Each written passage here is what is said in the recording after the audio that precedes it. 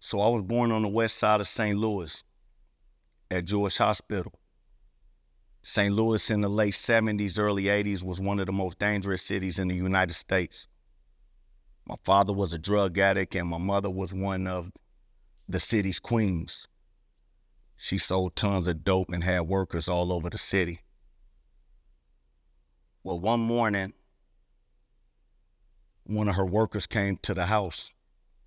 And when he got to the house, he knocked on the door. She sent me downstairs to open the door. So I open up the door and he comes in. He's like, "Where your mom?" I'm like, "She upstairs." The whole time he opens and cracks open the door, he leaves a crack at the door. Two men kick in the door with Uzis and grab me, and one grabs him and they takes us upstairs. When we get upstairs, my mother, she's shocked because she's in the midst of a robbery and everything just happened so fast.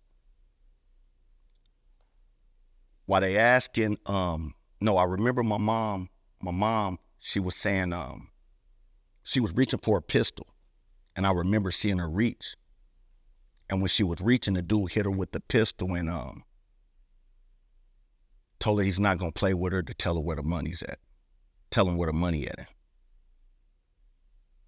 She wouldn't move, she wouldn't act.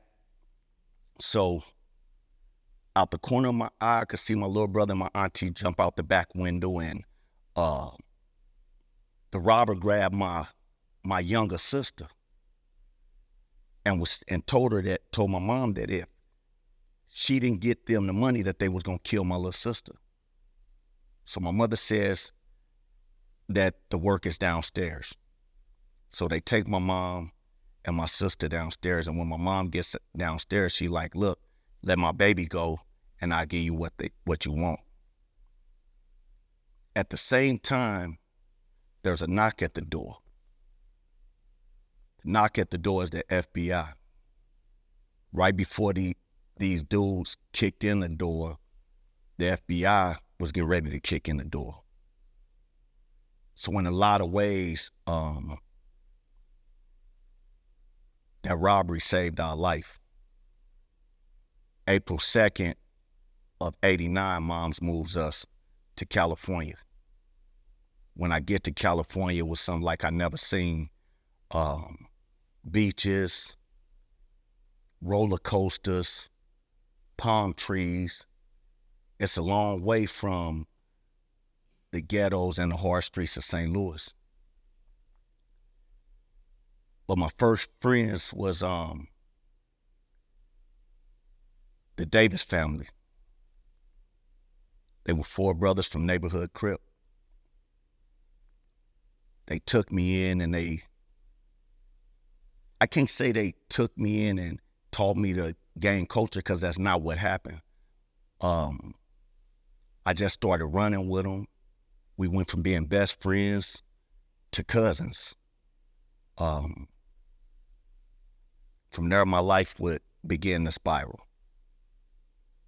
I go through a life of gang banging, following my mother's footsteps, selling dope, and I would begin to traffic from California all over the country.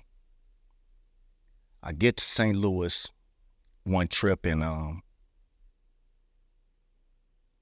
hook up with a group of dudes from out in Breckenridge. Solid individuals, good people. Well, I build relationships with them, and when you raised in California, you kind of take California all over the world with you, all over the country with you as you go. So I began to teach these dudes in St. Louis things that we would do in California. Next thing you know, they gang banging, hustling, and doing what they do. At this time, I'm in my mid-20s. I'm making a whole lot of money, and I got a lot of dudes in St. Louis working for me. But these young group of dudes were, like I said, some solid individuals. They knew how to get paper, and Long story short, we bring another dude into our fold. And he's rocking with us. He's getting money. He's helping us do our thing. And one day he catches a case. He come back and he tells me and one of my homeboys that, I'm in a bit of a situation. And I sold to the police.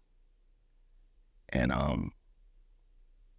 they told me if I told on 3, they'll let me go. So in this moment, like when you hear tell your energy rise and you just get in a funny looking, a funny position, a funny situation. Anyway, I told the dude, I said, don't worry about nothing. I'll look out for you. We'll make things work. We're not gonna have a clique or a circle where we don't look out for one another and we leave one to where he has to tell. So in that moment, I had to make a decision. Either I was going to be the dude that left my homeboy for the dead and be looked at upon by the dudes that looked up to me as a dude that shakes his homie in the midst of adversity, or I was going to give him the work knowing that I could be one of the dudes he snitched on, and then afterwards suffer the consequences for that action. So I was there for him. Left for a minute, came back, but when I came back, I went to go visit him. I ain't gonna go into all the details, because I wouldn't want to incriminate myself or anyone else, but when I came back, he had set me up.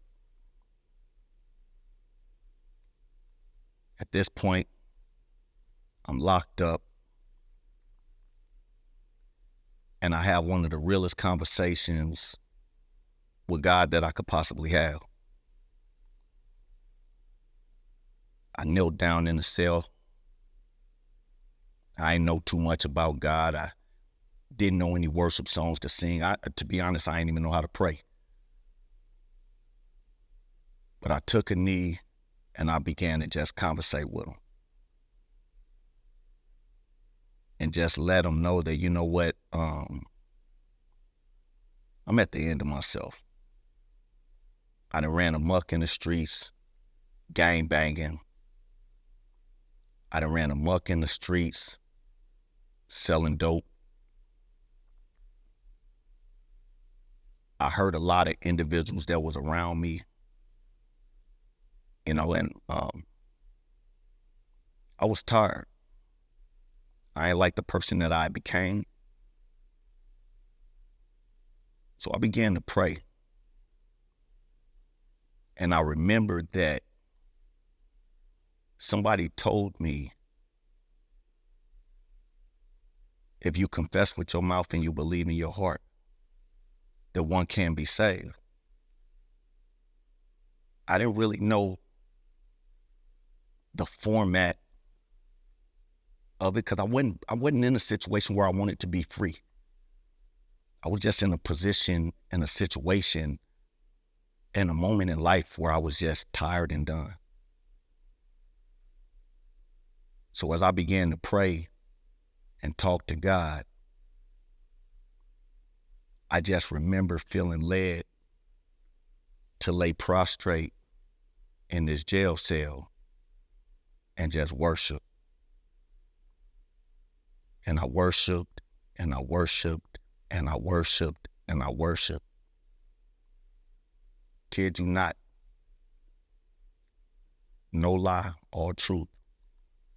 I'm talking moments after that worship, God set me free.